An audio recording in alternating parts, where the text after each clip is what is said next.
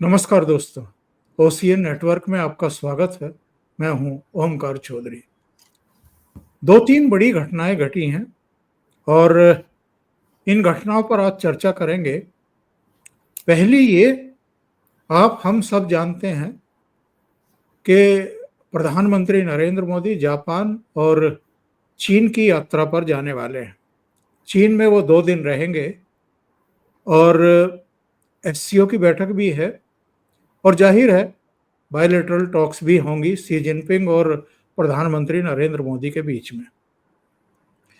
और जब भी इस तरह की शिखर वार्ता होती हैं तो जो रणनीतिकार हैं या जो मुद्दे डिस्कस होने वाले होते हैं या जिन समझौतों पर सिग्नेचर होने वाले होते हैं उन पर पहले से ही एक बेस तैयार किया जाता है और उन चीजों को तय करने के लिए उन देशों के विदेश मंत्री या जो भी संबंधित जिम्मेदार मंत्रालयों के सर्वोच्च नेता हैं वो आपस में मिलते हैं, चीजों को अंतिम रूप देते हैं। एक तो चूंकि चीन के विदेश मंत्री नई दिल्ली की यात्रा पर हैं और उनकी एस जयशंकर साहब से मुलाकात हुई है, बातचीत हुई है, इस पर चर्चा करेंगे ये मुलाकात कितनी महत्वपूर्ण है। और इससे ये भी पता लगता है कि दोनों देश प्रधानमंत्री नरेंद्र मोदी की चीन की इस यात्रा को बहुत अहमियत दे रहे हैं, बहुत महत्व दे रहे हैं। दूसरी घटना हुई है, अभी चूंकि अलास्का में अमेरिका के राष्ट्रपति और रूस के राष्ट्रपति दोनों की मुलाकात हुई है, करीब 3 घंटे की बातचीत हुई है और उसके बाद वो रवाना हो गए। क्या बातचीत हुई है उसका कुछ कुछ जो फॉल आउट है वो तो दिखाई दे रहा है, परिणाम दिखाई दे रहा है, क्योंकि यूरोप के कुछ बड़े देशों के नेता और जेलेंस्की यूक्रेन के राष्ट्रपति वो व्हाइट हाउस पहुंच रहे हैं और उनकी एक उच्च स्तरीय बैठक डोनाल्ड ट्रंप के साथ होने वाली है। ट्रंप साहब के भी कुछ बयान आए हैं और राष्ट्रपति पुतिन ने अपने समकक्ष और जिनको वो मित्र भी कहते हैं प्रधानमंत्री नरेंद्र मोदी से टेलीफोन पर बातचीत की है। इन 3 घटनाओं पर चर्चा करेंगे।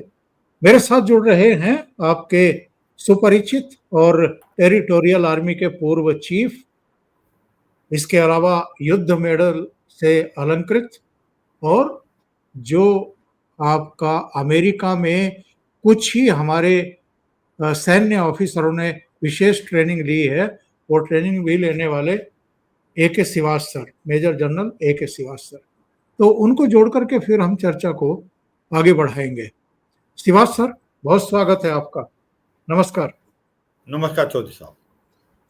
श्रीवास्तव सर, सबसे पहले तो हम चीन के विदेश मंत्री की नई दिल्ली यात्रा पर ही चर्चा करें।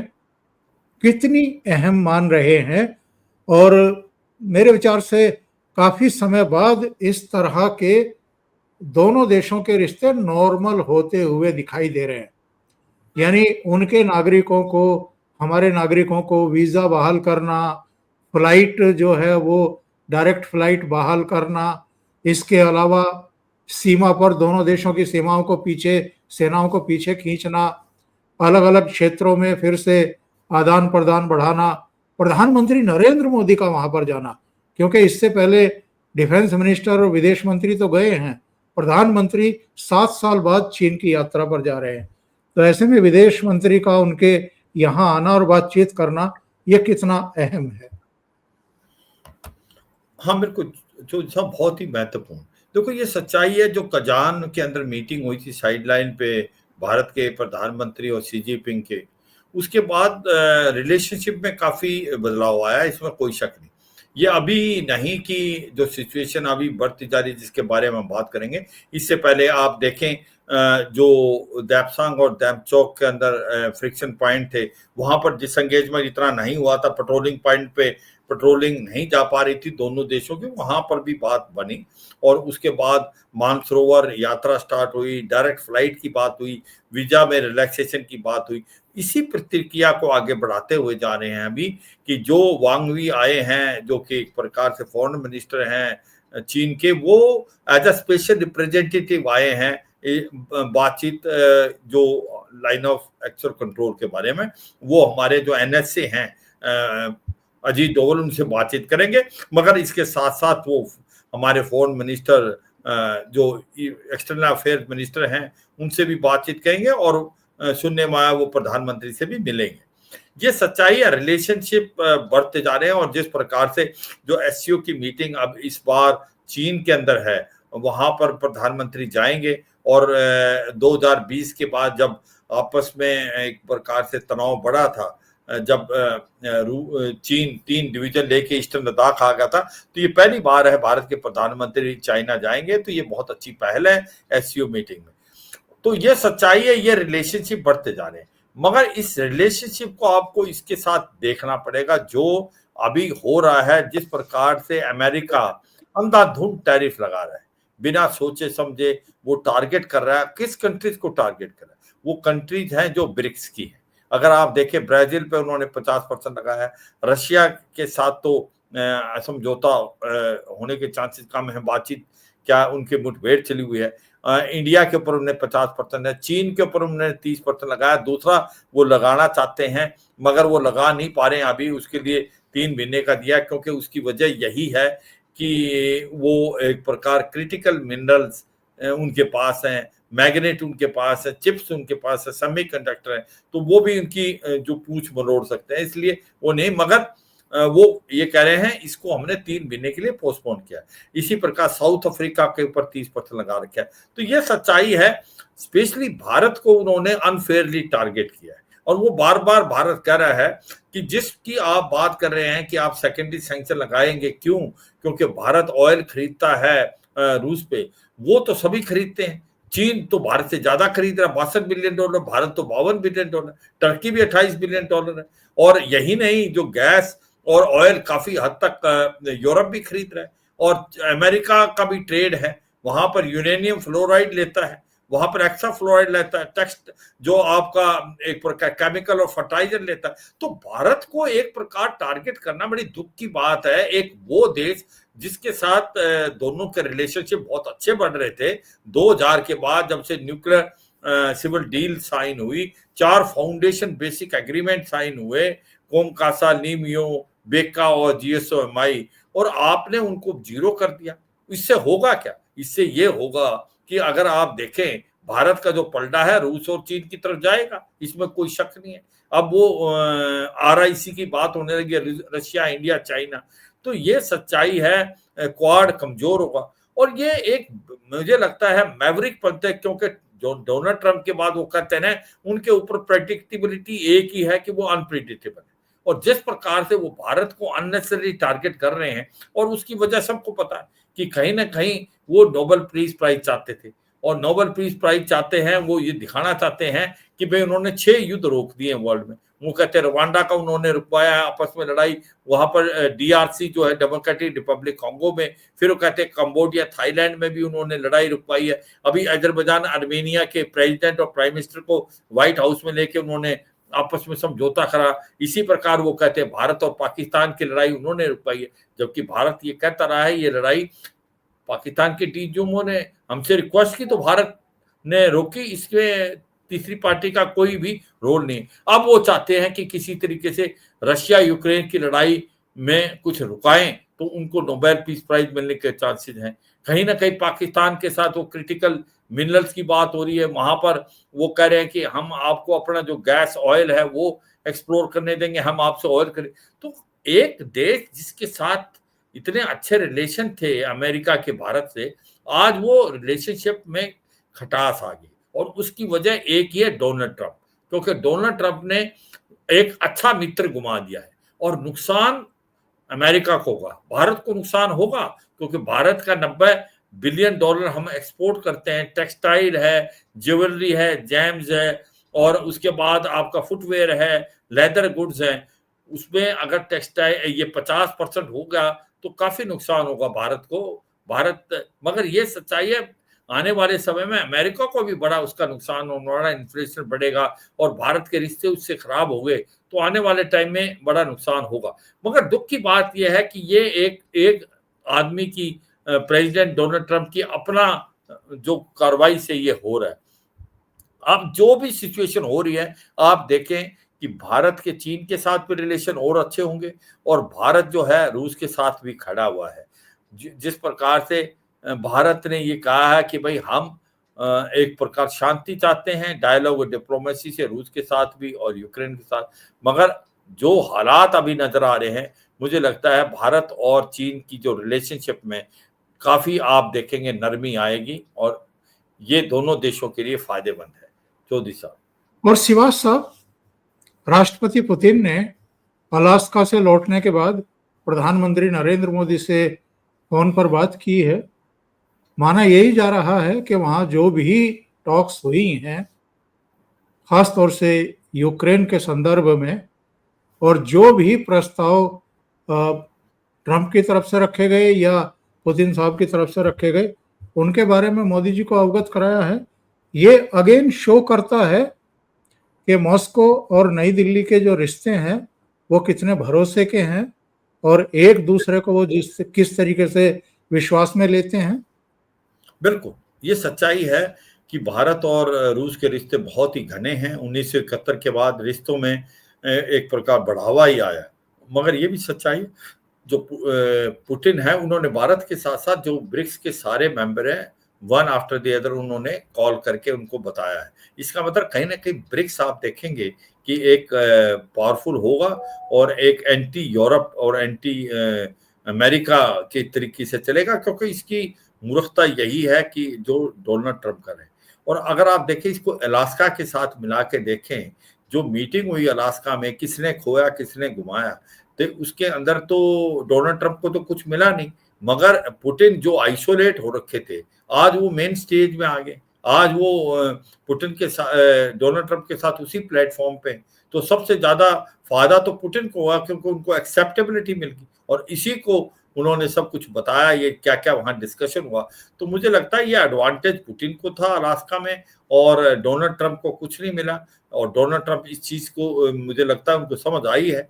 तो ये सच्चाई है, भारत और रूस के रिश्ते बहुत अच्छे हैं। उन्होंने जिस प्रकार से भारत को बताया है, मुझे लगता है इससे दिखता है कि इन रिश्तों में और आगे बढ़ेंगे। क्या भारत रूस से ऑयल लेना बंद कर देगा प्रेशर में आने के कारण? मुझे ये भी नहीं लगता, क्योंकि हमने जो अगस्त में वहां से ऑयल लिया था, जो सितंबर में जो हमने जुलाई में लिया था, उससे ज्यादा हमने अगस्त में लिया और मुझे लगता है सितंबर में उससे भी ज्यादा होगा। इसका मतलब भारत प्रेशर में नहीं आ रहा है, इसमें कोई शक नहीं। मगर ये है कि अभी भारत और रूस के रिलेशनशिप आप देखेंगे और बढ़ेंगे और कहीं ना कहीं जो भारत और चीन के अंदर टकराव था, वो स्थिति अब निकल के दोस्ती की तरफ जाएगी। हम ये नहीं कहते कि भारत चीन के ऊपर भरोसा कर सकता है, मगर ये है एक वर्किंग रिलेशनशिप भारत और चीन के बीच में बन सकते हैं आने वाले टाइम में।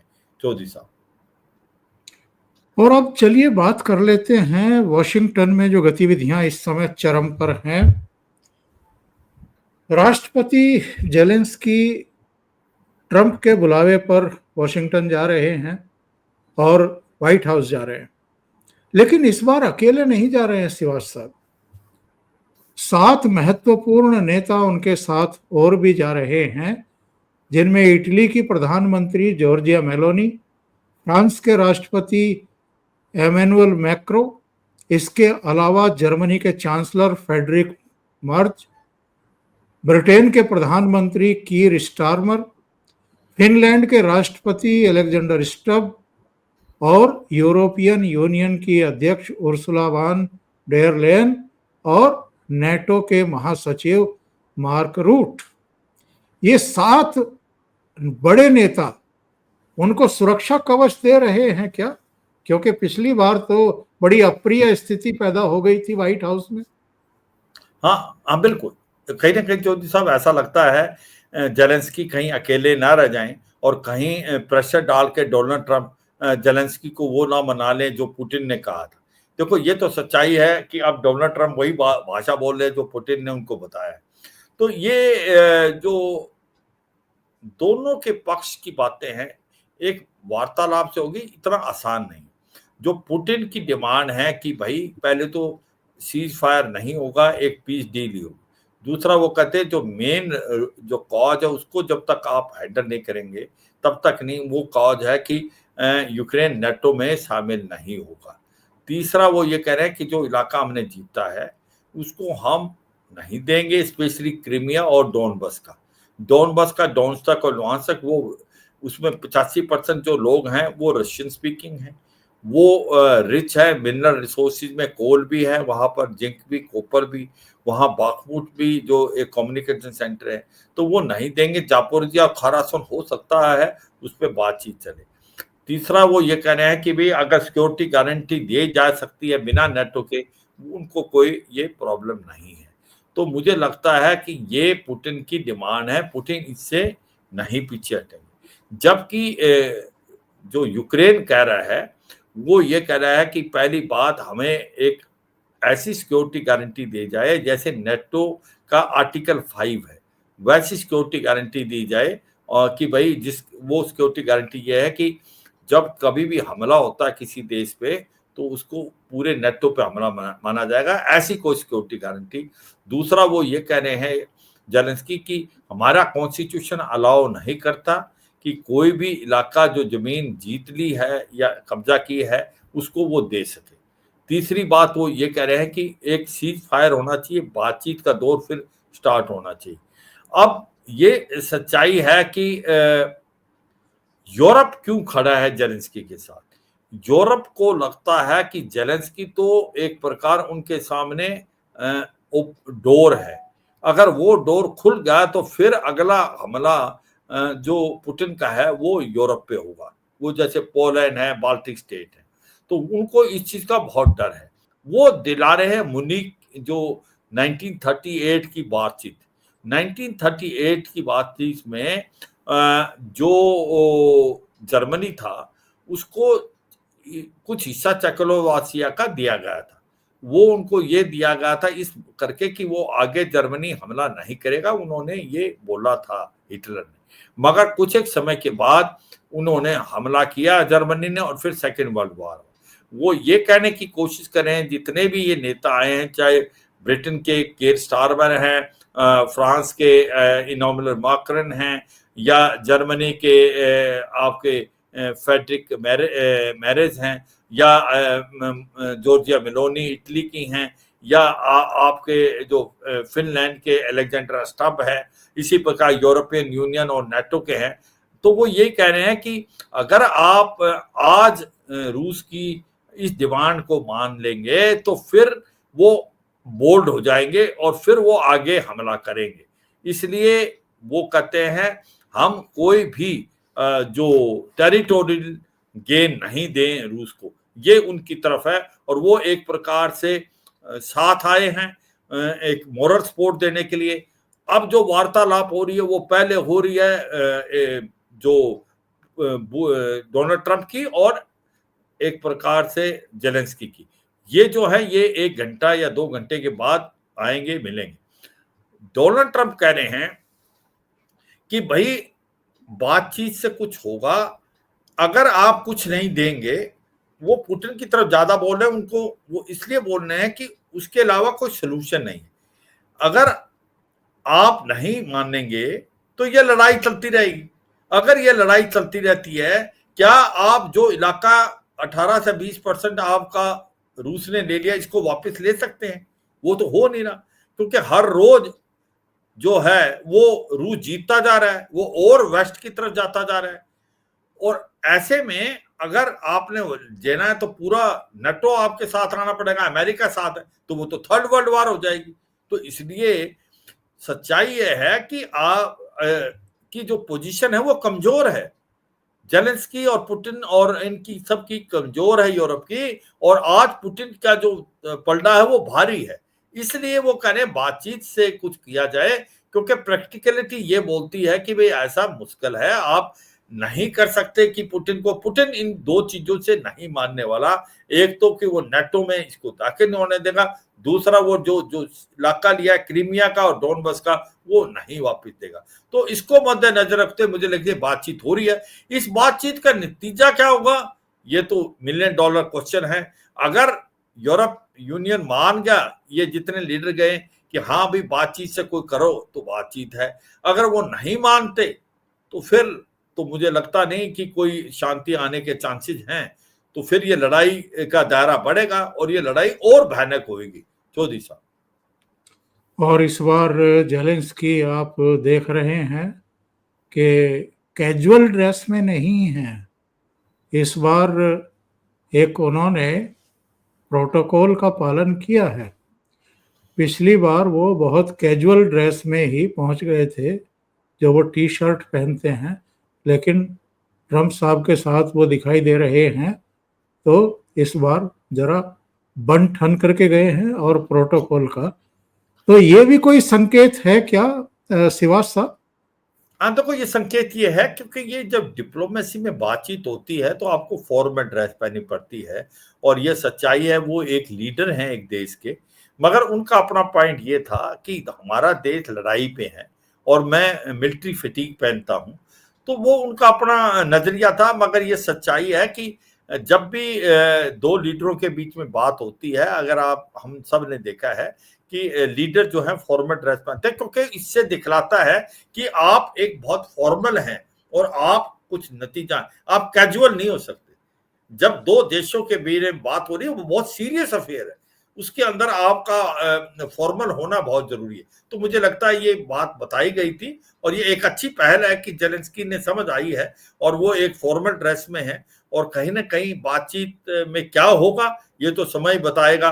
मगर ये सच्चाई है कि डोनाल्ड ट्रंप अपनी तरफ से कोशिश करेंगे कि यूरोपियन यूनियन के लीडर और जेलेंस्की ग्राउंड सिचुएशन को समझे, वक्त का तकाजा को समझे।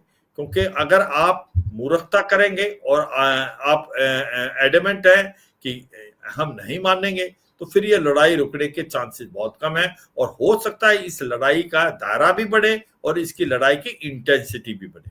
चौधरी साहब, सिवास साहब बहुत बहुत धन्यवाद जुड़ने के लिए, बहुत ही महत्वपूर्ण मुद्दों पर चर्चा करने के लिए। Thank you so much. नमस्कार, जय हिंद। नमस्कार चौधरी साहब, जय हिंद।